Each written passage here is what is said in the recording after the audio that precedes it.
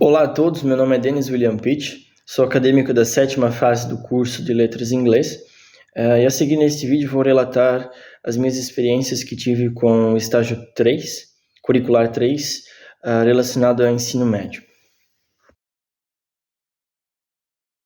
Então, de acordo das tendências do estágio, todos nós acadêmicos fomos orientados por meio da trilha de aprendizagem do curso, a etapa 1, 2, 3 e 4, estava informando como cada acadêmico devia dar início ao estágio.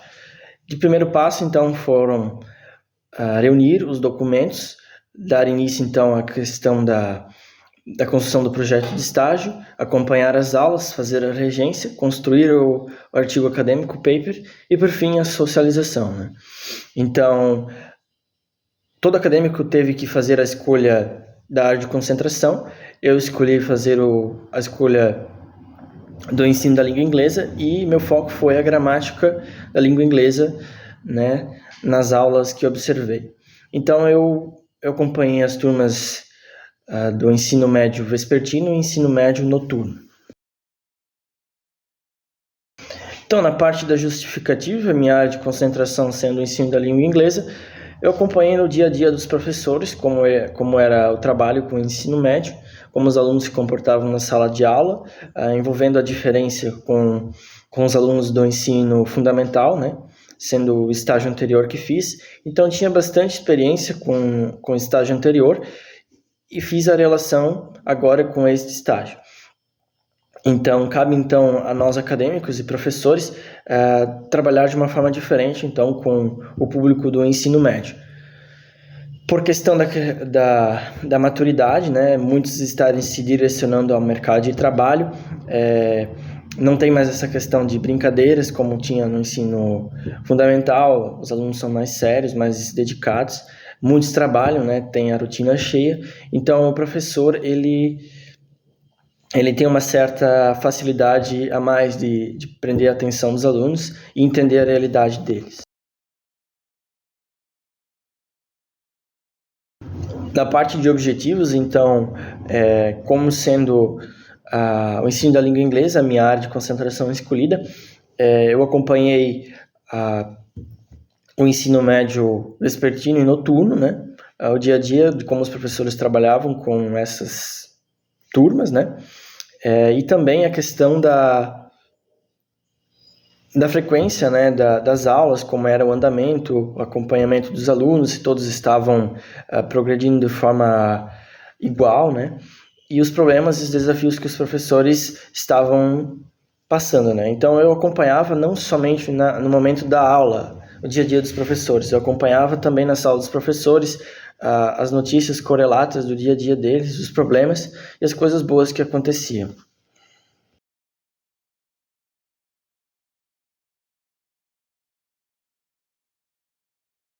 Então, na parte da fundamentação teórica, sendo uma parte aqui nos slides, era a função do acadêmico retirar do paper, né, a citação de algum ou de alguns autores que ele achou importante, né, que construíram uma visão mais forte, uma coisa para fortificar mais as suas colocações. Então, eu vou fazer a leitura de algumas citações.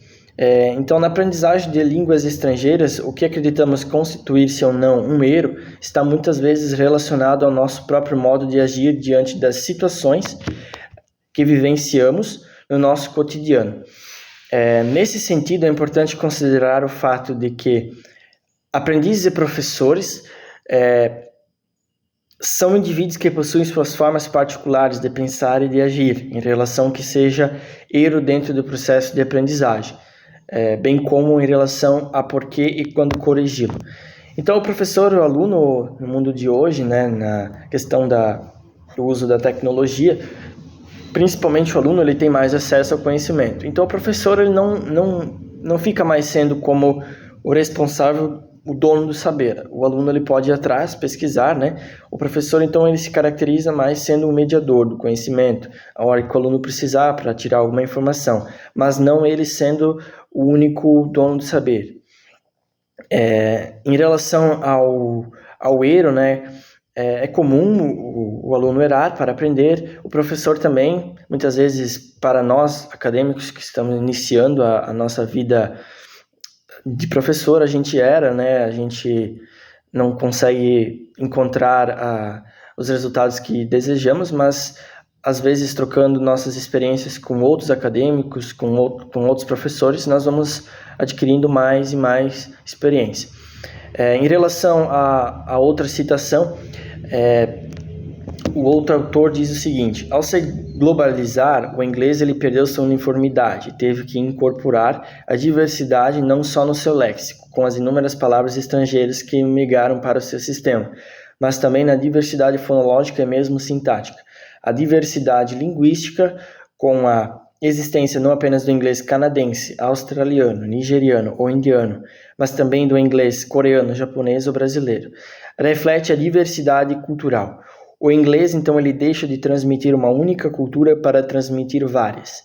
É difícil falar sobre isso, porque a maioria dos livros didáticos que os professores de inglês utilizam, ele se direciona ao ensino da língua inglesa com os países da Inglaterra e Estados Unidos, né? Pois muitos filmes, músicas, esporte, poesia, literatura está relacionado, então, ao inglês da Inglaterra e dos Estados Unidos.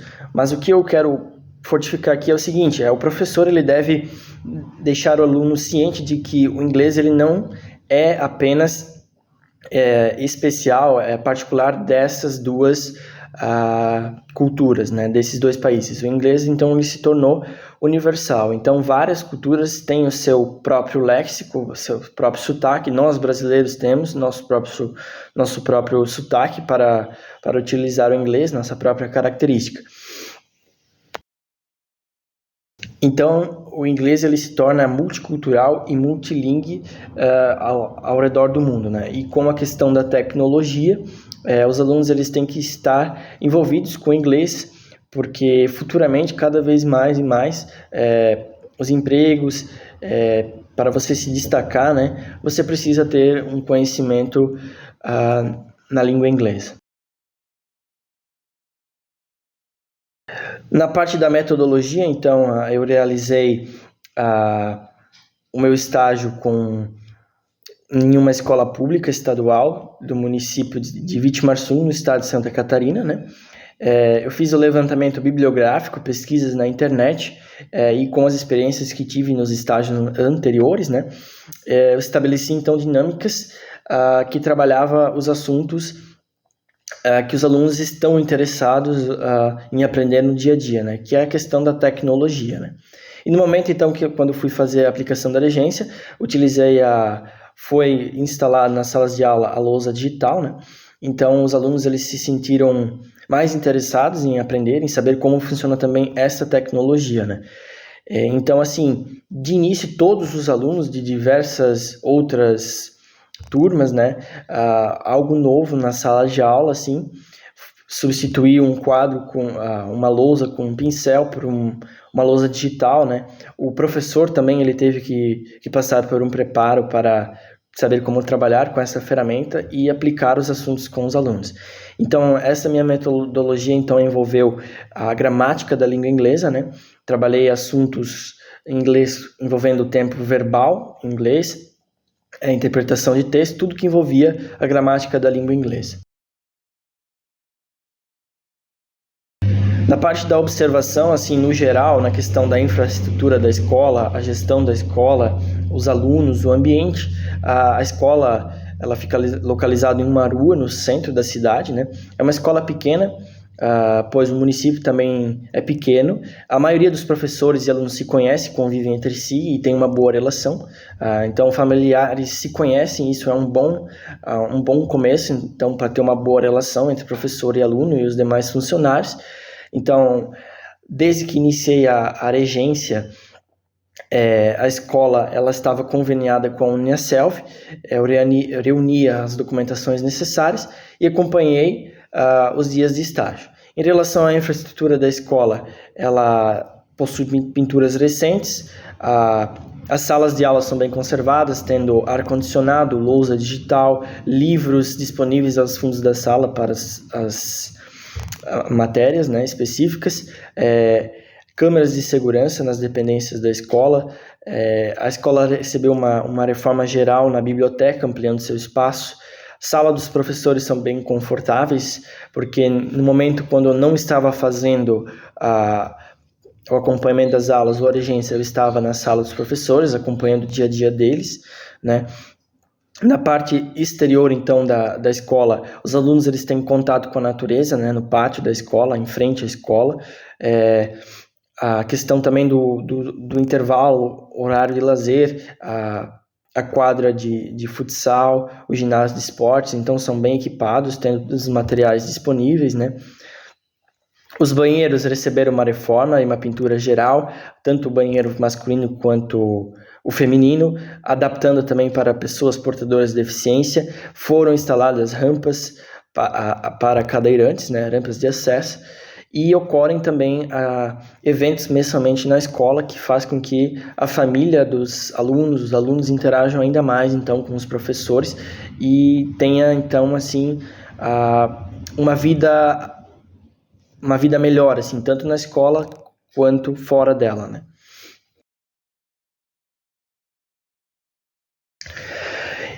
Na parte, então, de roteiro de entrevista, planos de aula, no caso, em relação aos planos de aula, em síntese, então, eu realizei as regências com a segunda série 2 do ensino médio noturno, a terceira série 1 do ensino médio vespertino e terceira série 2 do ensino médio noturno. Então, de início, no período da noite, eu realizei a regência com a segunda série, o assunto do Simple Future, né? Eu relatei, então, em sala de aula qual é a função desse tempo verbal, como montar estruturas na forma afirmativa, negativa e interrogativa, né? Como formar frases nesse tempo verbal, sua importância e a diferença entre o will e o going to, né? Esses auxiliares, então, para formar as estruturas. Então, eu tive uma aula com esta série e trabalhei esse assunto. Então, no meu segundo dia de regência, né, na parte da tarde, eu realizei a regência com a terceira série 1, né? Eu apliquei, na verdade, eu dei sequência ao assunto do professor atual, né, que é o Present Perfect, né, e estruturas, e qual sua função dentre os 12 tempos verbais da língua inglesa. Então, eu tive 2 aulas com a terceira série vespertina. A primeira aula, então, eu passei então a função do Present Perfect, como formar estruturas na forma afirmativa, negativa e interrogativa, e atividades. E os alunos acompanharam a aula, fizeram anotações, e ficou também de tarefa a responder as atividades. Na terceira aula, então, nesta última aula, sendo com a terceira série vespertina, eu peguei e passei, então, as atividades que ficou da outra aula para os alunos virem ao quadro responder, né? Então, eu tive maior interação dos alunos nessa segunda aula. Também passei a conhecer mais cada um, o conhecimento, o nível de cada um. E na quarta aula, então, com a terceira série noturna, eu dei início aos graus dos adjetivos, que é o comparativo e o superlativo. Então, eu passei a função de cada um, né? Passei atividades nessa aula. E, por último, na quinta aula, na outra vez que fui fazer a regência, na parte da noite, eu realizei com a terceira série, fiz a correção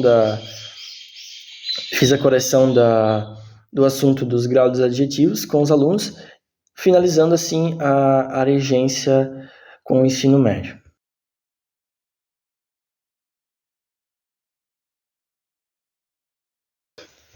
Na última etapa, a vivência do meu estágio, então, eu tive bastante experiências com os meus 2 estágios passados, né? Sendo o primeiro estágio curricular 1, onde o acadêmico teve que acompanhar as aulas do ensino fundamental e fazer observações. Na segunda fase, né, que foi o estágio curricular 2, acompanhei vários dias as turmas do ensino fundamental e fiz a regência, e agora então com o ensino médio e acompanhei então a rotina do dia dos professores e qual é a diferença então de trabalhar com essas turmas, né?